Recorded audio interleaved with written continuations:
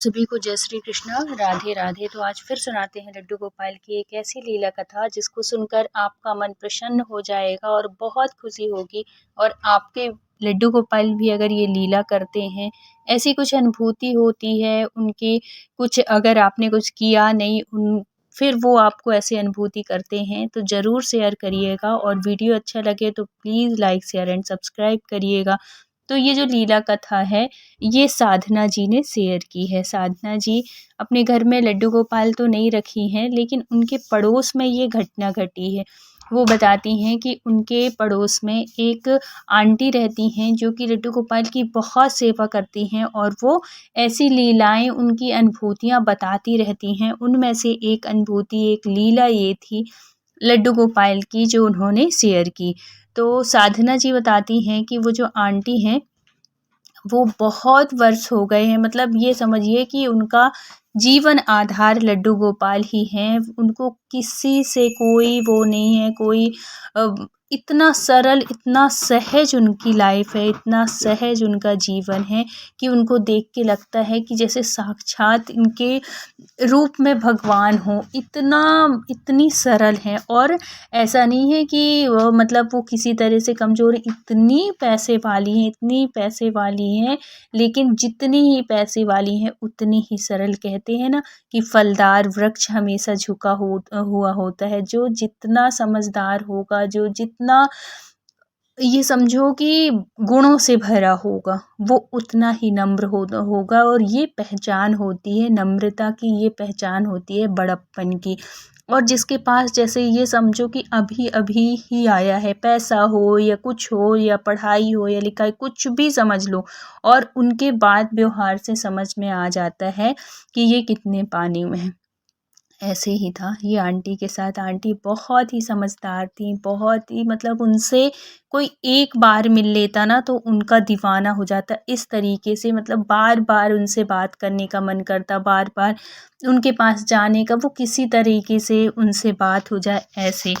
क्योंकि उनकी जो बातें होती थी बहुत ही ज्ञानवर्धक होती थी, बहुत ही जीवन में उतारने वाली होती थी, कि उनकी हर एक बात से एक सीख मिलती थी। कभी भी ये था कि हम लोगों की कॉलोनी में ना, कभी भी किसी को कोई भी प्रॉब्लम होती थी, कोई भी दिक्कत होती थी, हमेशा हम लोग अपनी परेशानी, अपनी दिक्कतें जो होती थी वो आंटी से शेयर करते थे। आंटी से तो ये समझो कि क्या ही बोल दें, हर समस्या का समाधान होता था उनसे।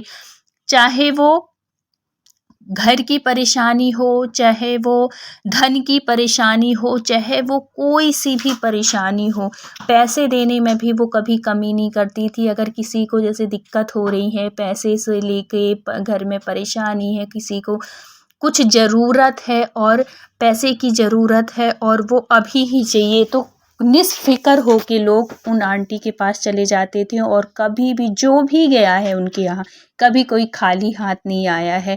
हमेशा भले वो रोते हुए जाएं, भले वो दुखी मन से जाएं, लेकिन जब आते थे तो उनके चेहरे में हमेशा मुस्कान रहती थी, क्योंकि सॉल्यूशन मिल जाता था उस आंटी के पास में। लेकिन उनके साथ एक ऐसी घटना घटी, वो बताती हैं, क्योंकि मेरा आना, साधना जी कहती हैं कि मेरा आना जाना हमेशा होता था। मैं किसी न किसी बहाने से, देखो हर बार तो वो नहीं बुलाती थी, लेकिन मैं बहाने ढूंढती थी उनके घर जाने का, कि कैसे भी करके मैं उनके घर चली जाऊं, आंटी से मेरी बात हो जाए। उनके पास बैठते थे तो ऐसा लगता था कि कितने, मतलब घंटे कैसे निकल गए पता नहीं चलता था उनकी बातों से। बहुत ही, जितनी तारीफ़ करूँ मैं आंटी जी की उतनी कम है। तो एक दिन ऐसी बैठे हुए थे, हम कई लोग बैठे थे, तो वो अपने कन्हैया जी की लीला बताने लगी। तो उनमें से एक लीला उन्होंने बताया कि एक दिन क्या हुआ था कि ये जो इनके, और इतने प्यारे कन्हैया थे, इतने प्यारे कन्हैया, देखो चाहे छोटे हों चाहे बड़े हों, कन्हैया तो होते ही प्यारे हैं, होते ही मनमोहक हैं।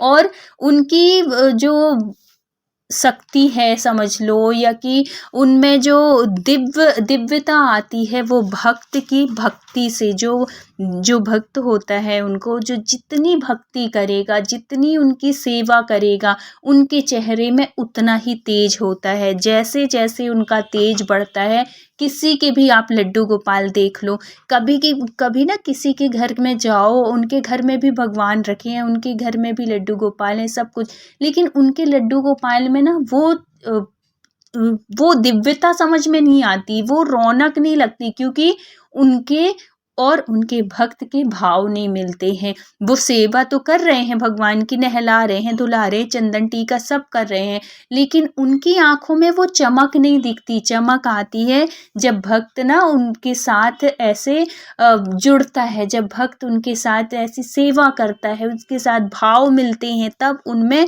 एक शक्ति सी आ जाती है। यही दिव्य शक्ति होती है, यही उनका कहते हैं ना, कोई कोई लड्डू गोपाल चमत्कार करते हैं, कोई कोई लड्डू गोपाल दूध पीते हैं, पानी पीते हैं, ये करते हैं, वो करते हैं, तो ये होता है सच में। बहुत से ऐसे मैंने देखा, मैंने तो अपने आँखों से देखा है। और खैर मैं अपने लड्डू गोपाल की कुछ नहीं बोलूँगी, क्योंकि कहते हैं ना कि अपने कोई भी ऐसी लीलाएं बताने लगो तो फिर अनुभूति कराने बंद कर देते हैं, और ऐसा होता है, कुछ दिन के लिए बिल्कुल बंद कर देंगे। इसलिए मैं अधिकतर लोगों की शेयर की हुई घटनाएं ही शेयर करती हूँ, और हर भक्त के साथ ये अनुभूति होती है। कोई एक भक्त, अगर आप उनके साथ कनेक्ट हैं, दिल से जुड़े हैं, उनके साथ किसी रिश्ते में जुड़े हैं, तो आपको आज नहीं तो कल अनुभूति जरूर होगी। आपके लड्डू गोपाल भी वैसे ही करेंगे जैसे कि आपने सुना है। अगर आपने सुना है कि किसी के लड्डू गोपाल दूध पीते हैं, तो आपके लड्डू गोपाल भी दूध पिएंगे, आपके लड्डू गोपाल भी जल पिएंगे। बस आपके अंदर वो प्रेम होना चाहिए उनको पिलाने का, तो वो सब कुछ कृपा करते हैं जैसे जैसे आपने सोचा है, होता है ऐसे। तो इनके लड्डू गोपाल भी बहुत ही मनमोहक थे, बहुत ही प्यारी छवि। उनके सामने अगर कोई खड़ा हो जाता तो ऐसा लगता कि बस इनके सामने से हटे ना, इतने प्यारे लगते थे। एक छोटे से बाल रूप में ऐसा लगता था कि बस इनको गोदी में उठा लें, और ऐसे ही है मेरे लाला, ऐसे ही लगता है। उनकी जब सेवा करो, उनके साथ जब बातें करो, उनसे ऐसा लगता है कि इनको सच में ऐसे गले से लगा ले, इतना प्यार करे। और मैं तो दिन में कई बार कर लेती हूँ, अपनी बताऊँ तो ऐसे ही होना भी चाहिए।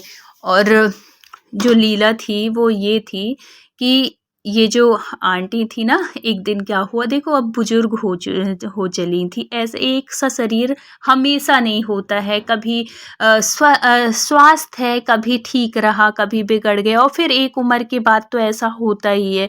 तो शाम का टाइम था, इनका आज पूरा दिन से ही समझियो कि इनकी तबीयत ठीक नहीं थी। तो दोपहर में तो इन्होंने कैसे भी करके, और ये सेवा अपने खुद से ही करती थी, नौकर चाकर सब कुछ थे, बहुएं थी, लेकिन ये किसी से नहीं कराती थी। जो भाव है ना भक्त का, वो खुद से ही आता है, किसी से कहने।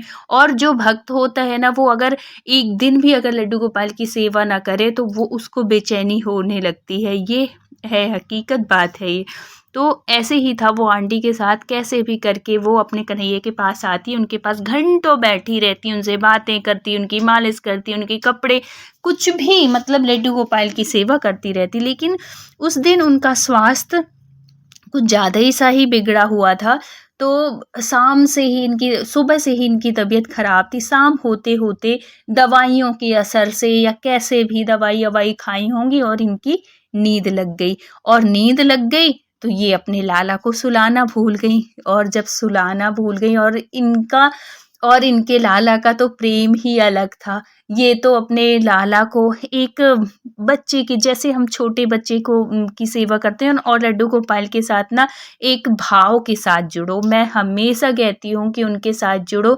तो ये सोच के नहीं, ये भगवान तो वो है ही, जगतपति है, इसमें कोई संदेह नहीं कि वो भगवान नहीं है, लेकिन आप उनके साथ कोई रिश्ता जरूर बनाओ। पुत्र का बनाओ, भाई का बनाओ, मित्र का बनाओ, जो भी रिश्ते बनाओ, उस रिश्ते के साथ आप उनसे प्यार करो। ये इनको एक पुत्र के रूप में सेवा करती थीं। अच्छे से लोरी गाएँ, गाना गाएँ, जो भी इनका मन करे उस टाइम पे इनको सुलाने में, जैसे हम छोटे बच्चे को गा-गा के सुलाते हैं ना, गाना गा के सुलाते हैं, भजन गाते हैं, कुछ भी गाओ, लेकिन गाओ। तो वैसे सुलाती थीं। और उस दिन क्या हुआ कि आंटी की नींद लग गई, दवाइयों के असर से लग गई होगी नींद। अचानक से जब इनकी नींद ऐसे खुलती है कि इनको मतलब आप जो भक्त होते हैं ना उनको आभास होने लगता है, आभास हो जाता है, अनुभूति ऐसे हो जाती है कि आज मेरा लड्डू गोपाल सोया नहीं है। ऐसे ही हुआ इनके साथ में। क्या था कि जब ये सो गई और है तो रात हो गई, आधी रात ही समझो, और इनको बेचैनी सी होने लगी, इस करवट से उस करवट, इस करवट से उस करवट, ऐसे होने लगा।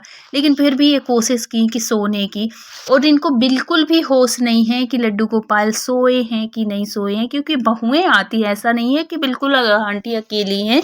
ऐसा कभी कभी जब दिक्कत होती, कुछ ऐसा होती, तो जो बहू थी इनकी बहुत अच्छी थी, वो भी सेवा करती थी, तो वो हमेशा ध्यान रखती थी, वो सुला देती थी। लेकिन उस दिन क्या हुआ कि वो जो बहू थी वो नहीं थी, बहू गई हुई थी कहीं, मतलब घर से बाहर थी, और आंटी ही अकेली थी। नौकर चाकर थे, बच्चे थे, हस्बैंड थे, सब कोई थे, ऐसा नहीं है कि वो अकेली थी।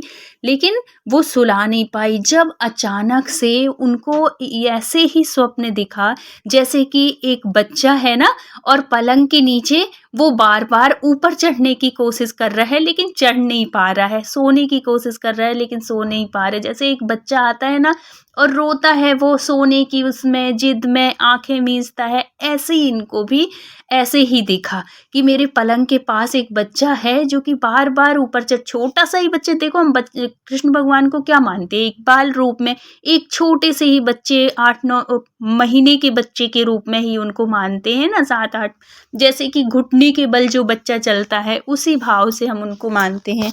तो ऐसे ही एक छोटा सा बच्चा दिखता है जो ऊपर चढ़ने की कोशिश कर, ऐसे पकड़ता है और गिर गिर जाता है। और जब ये देखती हैं कि अरे, एकदम से स्वप्न में जब हमें ऐसे स्वप्न आते हैं ना तो एकदम से हमारी आंखें खुलती हैं।